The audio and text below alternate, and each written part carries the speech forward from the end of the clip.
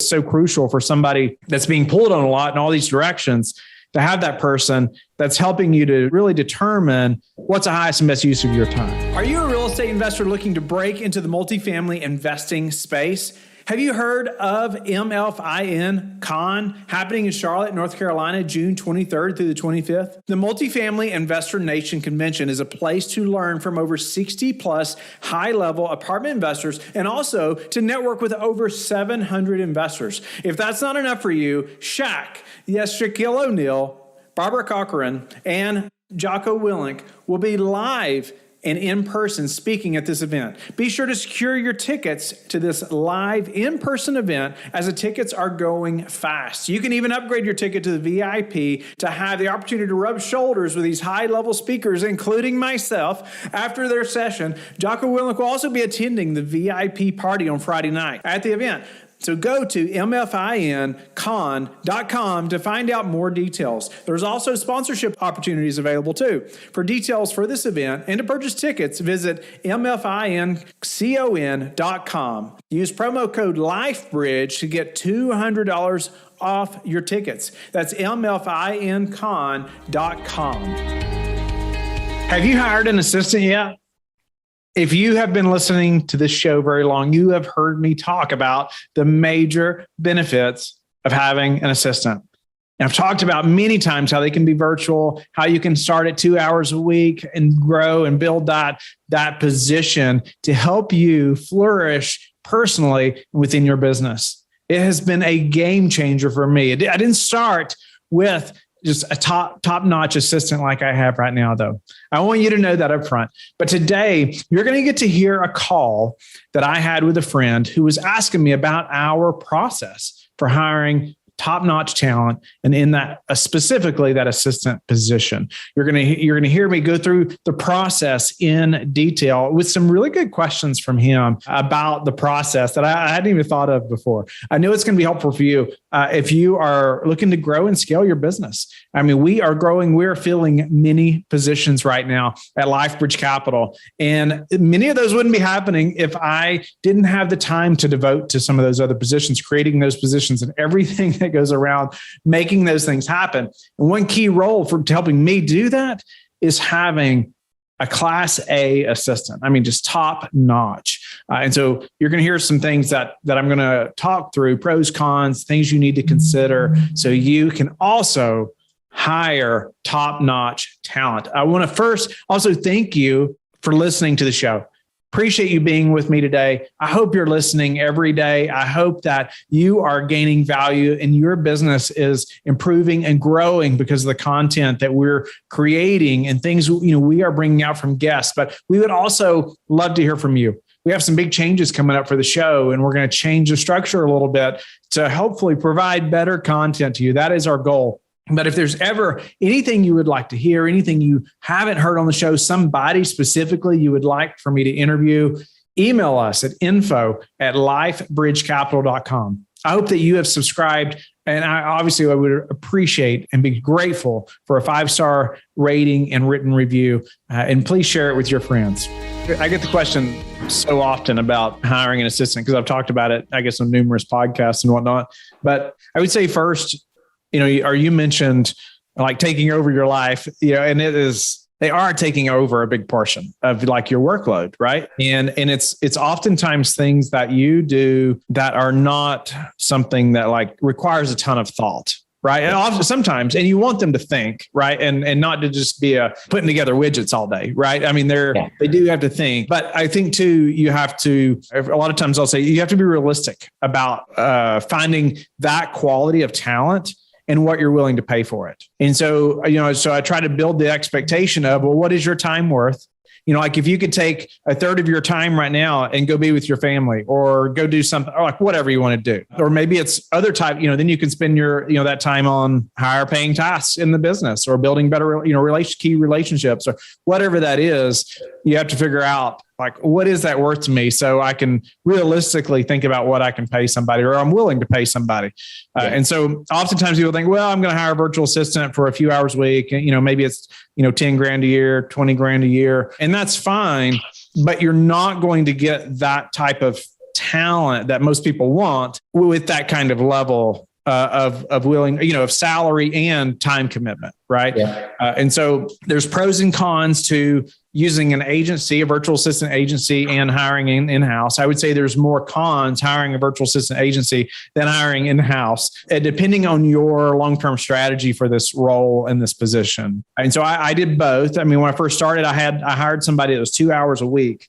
And I mean, it was many years ago, but that was like my first assistant. I thought, okay, she can get a lot done for me, in 2 hours a week. Well, okay, that lasted about 2 weeks. And there was I needed 8 hours a week. And then a month later, I needed 16 hours a week or 20 hours a week, right? And then it's like, okay, obviously, very quickly, I need somebody full time, Yeah.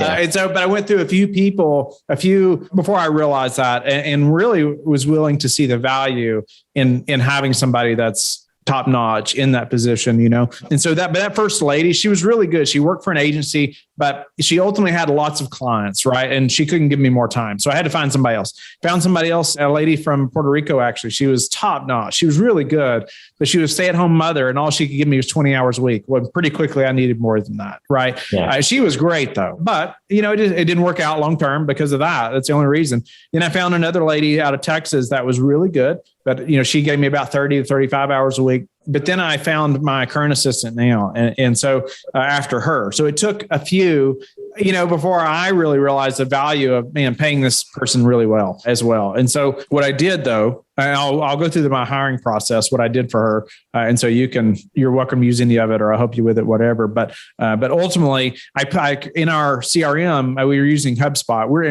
transitioning to Salesforce actually as we speak. But so we were using HubSpot, and I created 2 forms, right, where people can sign up, but they mirrored each other. And so in one, I linked to to my network, right? I sent out to my entire network. Everybody's been on the podcast, hiring this role, right? Here's this form. Well, I sent the exact same form, but a different one out on Indeed and LinkedIn and places like that, right? But what I wanted to do is I wanted to be able to see where the most quality candidates came from. Yeah. And so they looked the same, but it allowed me to track from 2 different directions. You could do that as many directions as you wanted. Yeah.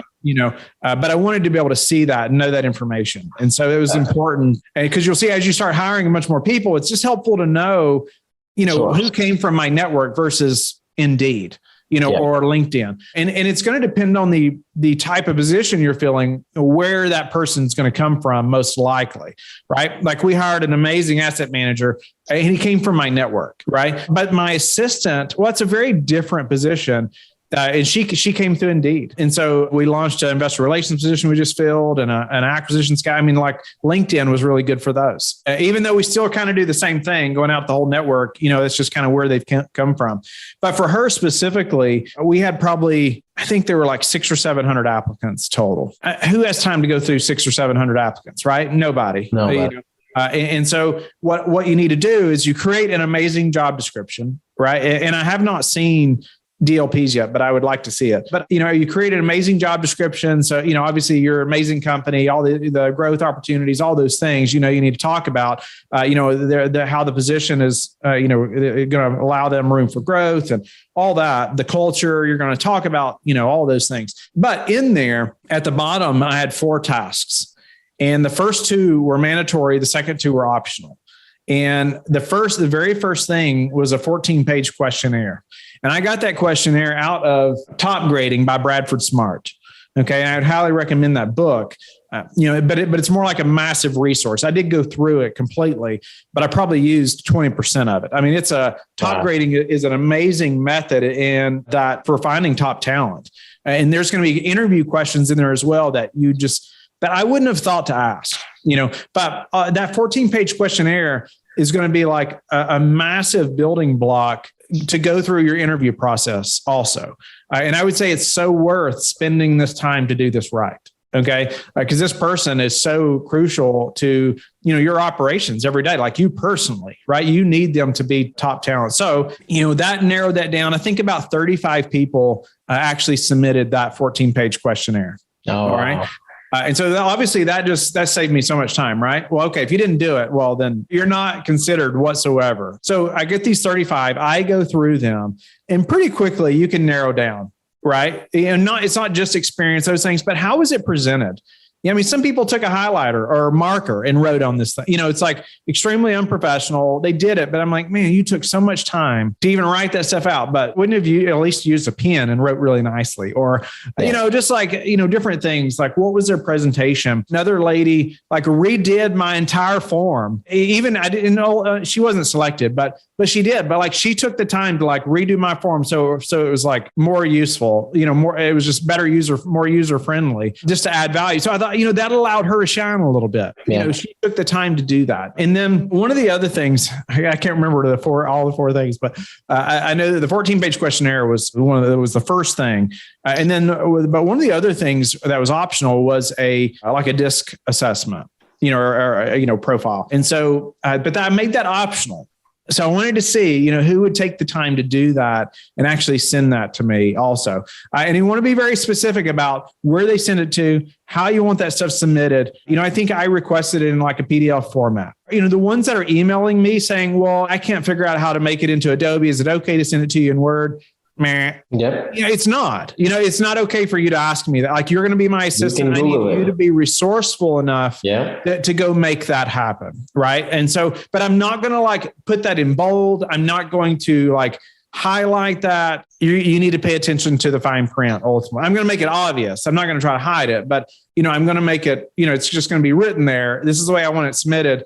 And here's the four things, right? And so I need you to have attention to detail. And so narrowed it down to 35 or whatever, that submitted that. I took those and narrowed it down to about 12 that I thought, okay, these 12, I want to move forward to the next round. So the next 12, I personally called each of them out of the blue, no notice whatsoever, on purpose. I call them, they answer the phone.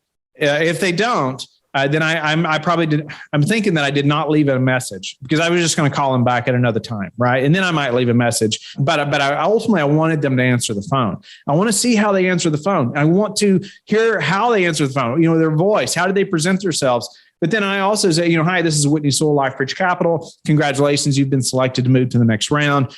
I have 4 tasks I need you to complete before tomorrow. Okay. And so immediately, what's their response? How do they take that? Do they say, okay, I'm ready? Are they, I'm ready to do it, or is it like, oh, well, I don't think I can get it done by tomorrow. You're right. And they may have a legitimate excuse, but I still want to hear their response, right? And how they handle themselves on the phone. So I'm going to take notes about all those things, as we're doing it. And in my computer too, I have like these 12 all of a sudden have their own folders.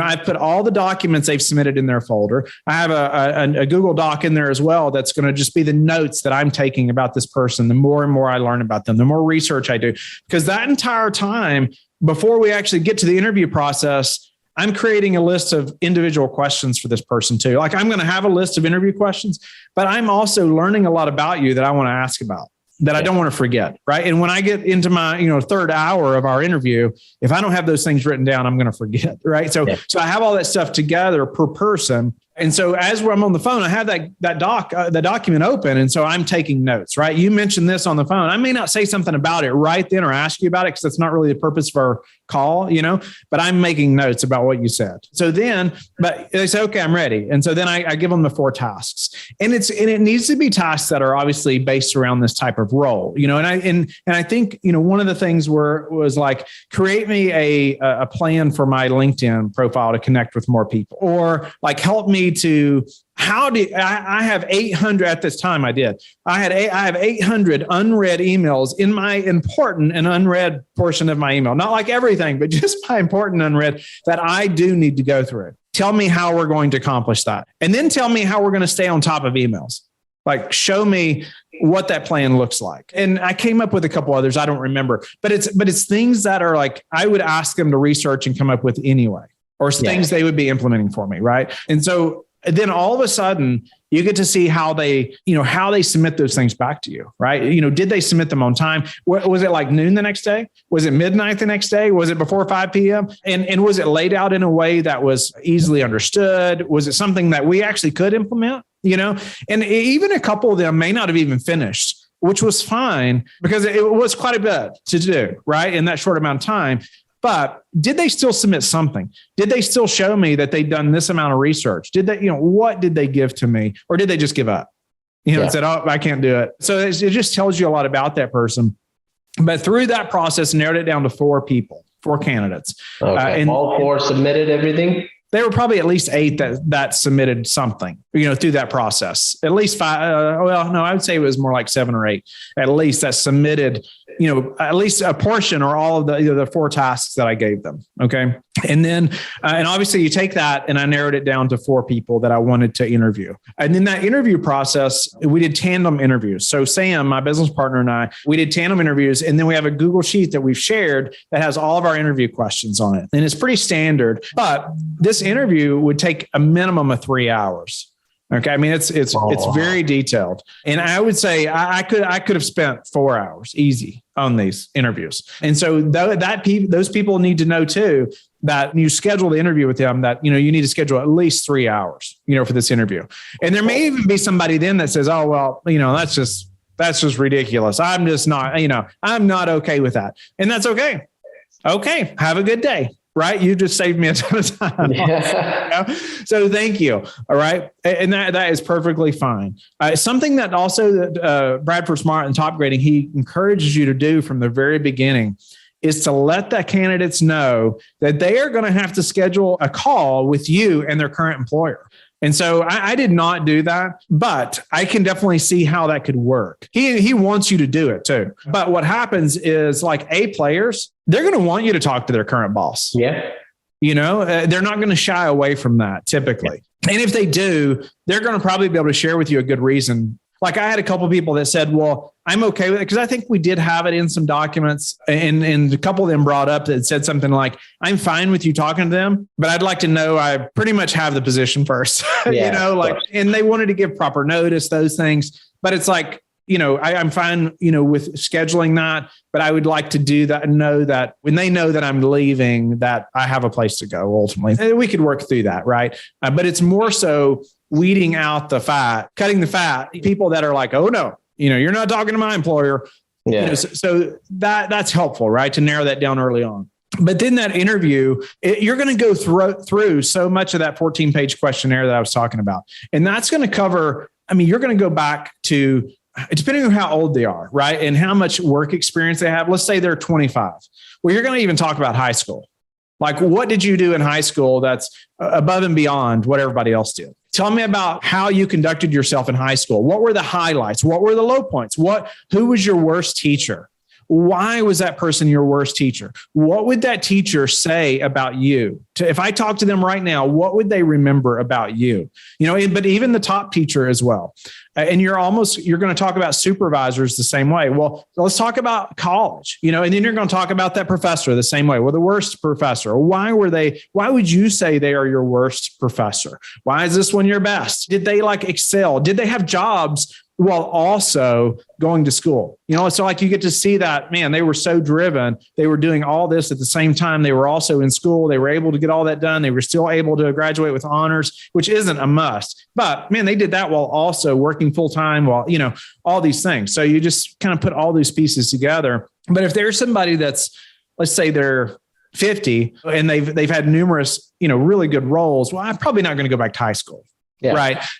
So you just kind of have to judge that, weigh that a little bit, but you're going to go through maybe even high school, but to college, to what, if they were in honors, whatever, first job, why did you take that? What were your goals with that position? Up to the last position, who was your supervisor? What would they say about you if I asked them this? But a lot of that you're going to learn and have laid out for you in that 14-page questionnaire. Amazing. Right? That's crucial in that interview process then.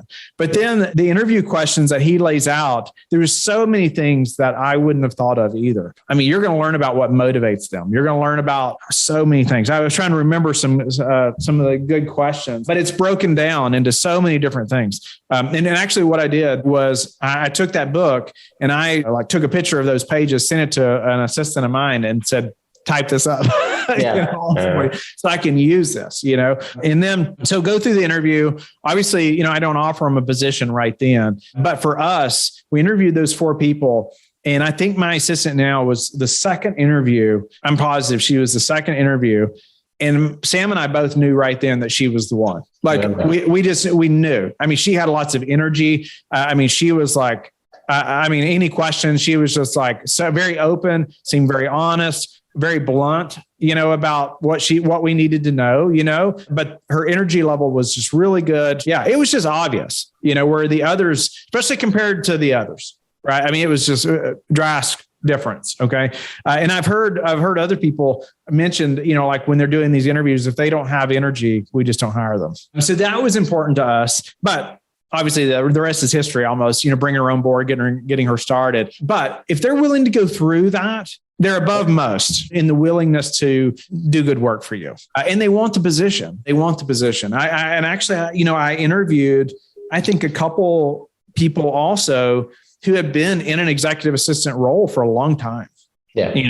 And they would probably be very good with administrative types skills, right? I mean, they've been doing it for a long time. However, I would say they're almost too seasoned to some extent, just no energy. They're not really trying to figure out new ways of doing things. And, it's just kind of set in some ways. Not that all that's bad, but I really wanted somebody younger that was like really driven. And that's what my assistant now is. And I mean, to the point now, like I'm already planning this, like I'm going to have to hire another assistant probably in 6 months. Okay. Because we've already promoted her to she even presented this to me. Like, this is how gung ho she is, like probably 2 quarters. So I do quarterly reviews with all the employees. And she even presented the last quarter. So yeah, 2 quarter reviews ago that, hey, what about changing my title? Because she's already doing a lot of these other things. And I thought, well, I haven't really thought about that. But for her, it was about like being taken more seriously when she's taking all these, like she's helping us figure out, what CRM we're going to use or what company we're using for healthcare or what,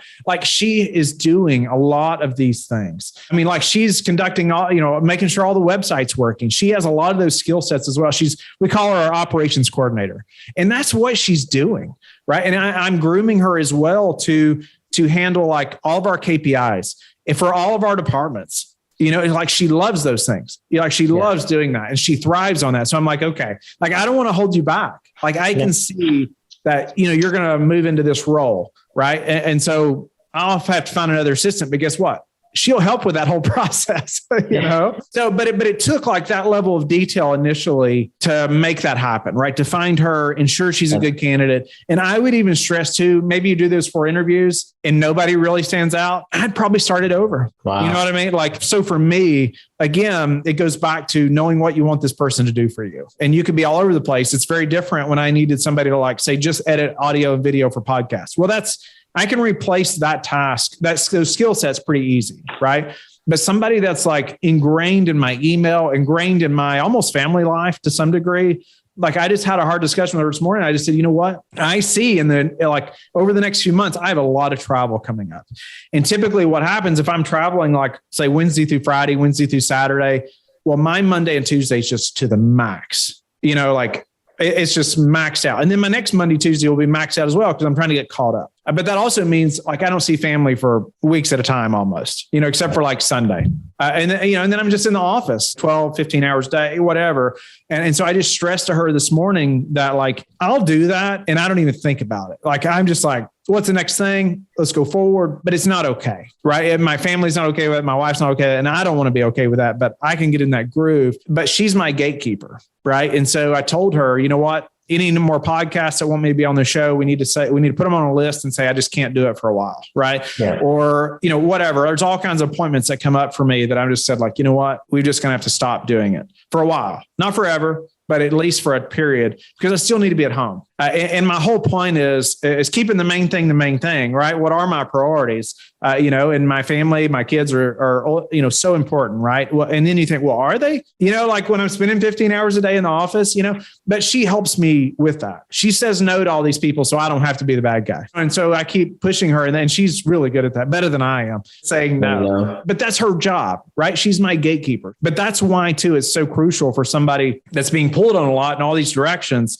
to have that person that's helping you to really determine what's the highest and best use of your time. So anyway, I know I just shot a ton of information at you, but like what questions do you have right now, or could I help you with? Dude, I have 3 pages of notes, and I'd still like to firstly request this recording because I can go back and listen to this, right? Because at some point I'm like, I need to listen more and stop taking notes.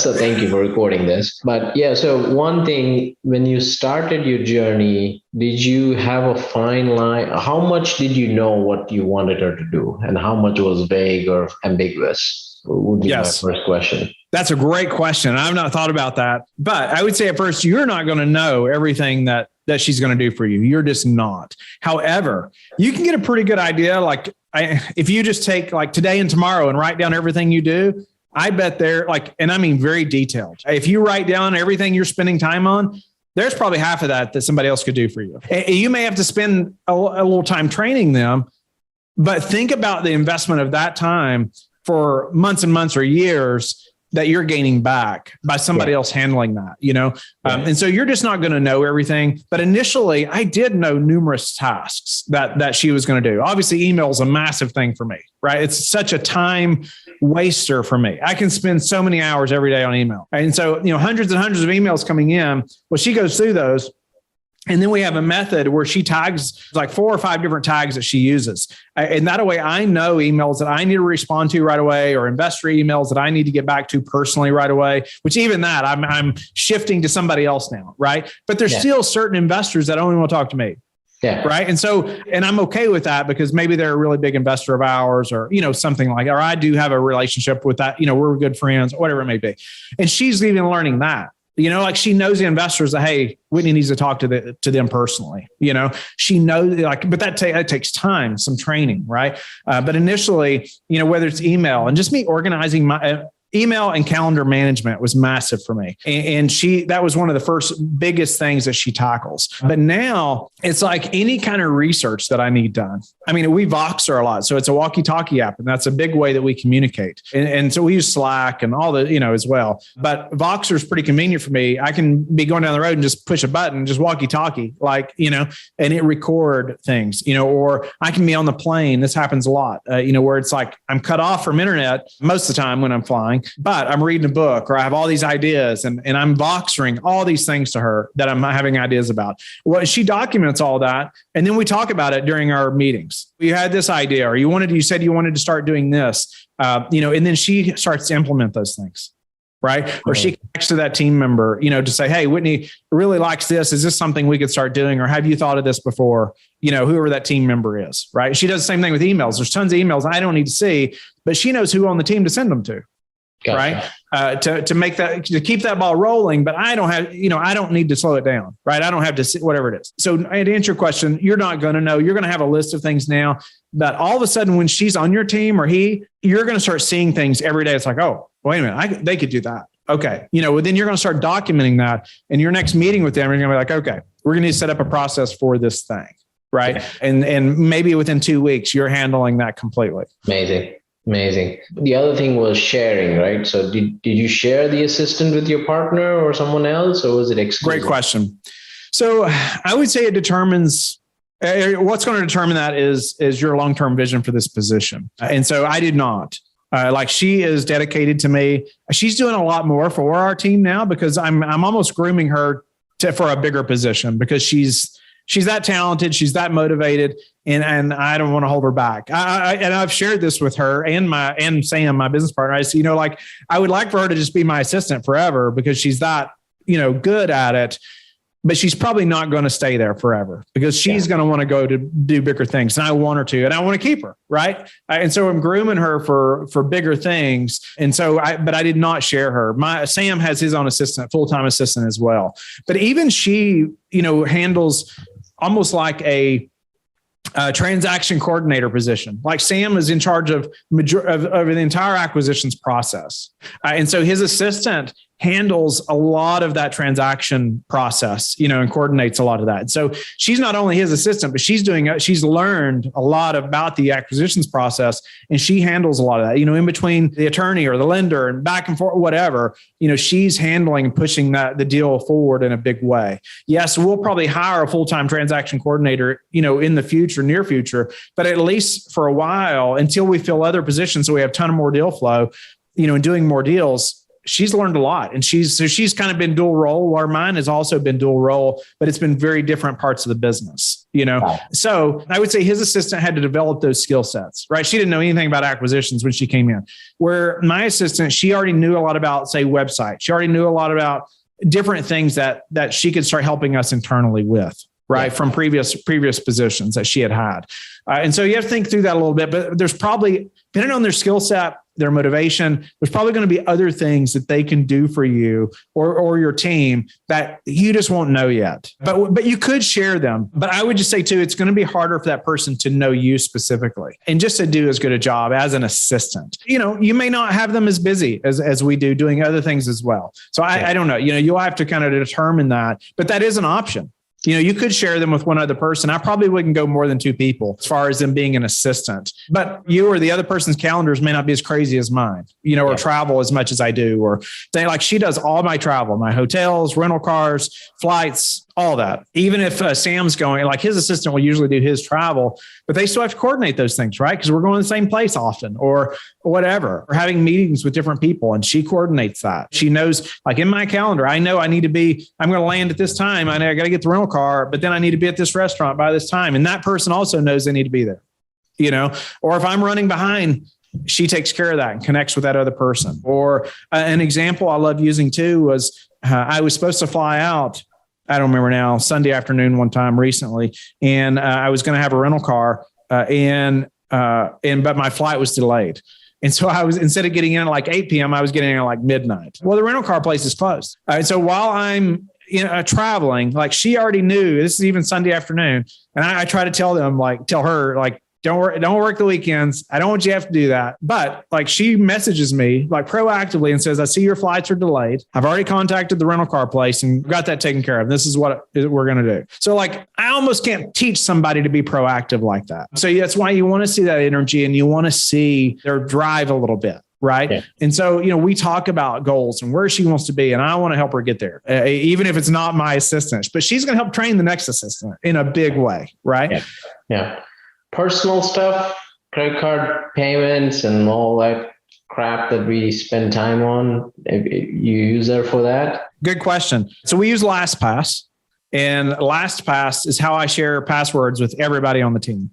Yeah. Right. And whether they're in the Philippines, whether they're in the States, they never see the password, but it's worked very well for us to be able to do that. And I've not had any major issues where I've had to revoke somebody because they're doing something crazy. That hasn't happened, thank the Lord. But even with her, it's how we share passwords, but she pretty much has access to, she doesn't see my personal bank accounts, or personal credit card, but she does have my personal credit card, the numbers. She has a personal checkbook out of my personal checking account. She has numerous business account checkbooks for business accounts because I have a separate email that anytime I have a bill, my electric bill for my house. Well, when I set that up, I have a separate Gmail account that's just for my bills. Okay. And she monitors that. And she also pays all those bills. Even my personal cell phone or all those things, she monitors all that and pays all those bills. So I don't have to mess with that. But there's a separate email that my personal bills go into those emails when they're due or whatever. And then she goes in and takes care of them. But like I said, she has a checkbook that's for my personal checking, but then all, numerous business accounts as well, because she handles those things for us. Amazing. And pays those bills. And, there's an attorney that's local here that I've known for many years that she's created numerous entities for us and she gives counsel on different things, whatever. Well, she can pay that, take care of those things. I don't have to be involved in that. And so anytime that I find something, it's okay, this is taking me a lot of time. Is there any way Josie could do this? My assistant, and I try to determine, but yes, she has access to those things. Not my personal, even a few personal business accounts. She doesn't have view access to. She can spend out of them, but she doesn't have view access to some specific things. But others she does because it saves me a ton of time for her to be able to see those things. And I can say, hey, did we pay for this? Did this person charge us or whatever? She can go look and see. So that's very helpful. But yes, email, of course. I do have a separate personal email account that's outside of Lockbridge Capital altogether that she doesn't have access to. So if I'm emailing with somebody about whatever things that I just don't want anybody else on the team to know about, then I'm going to use that account. Or maybe it's just something personal that I don't want the team to know about or her to know about, whatever that may be. I'm going to use that account. And I'm going to try to make sure that person knows to use that account as well. My email though, my work email, I mean, there's still things in there that I might prefer nobody saw. Some of that I have had to just get over though. And because I do trust her, but because it saves me a ton of time. Amazing. This is super duper helpful. And you've been very generous of your time. I really, really, really appreciate that. And really grateful for helping enable us to hire a rock star. Yeah. And more importantly, laying out a foundation where we can hire multiple rock stars as we grow. So thank you. Thank you for being a loyal listener of the show. Please subscribe and share it with your friends. We want to help you become the passive investor you've always wanted to become, but also the operator you've always wanted to become. We want to be the number one resource for your real estate investing journey. But go to lifebridgecapital.com where you can start investing in real estate today.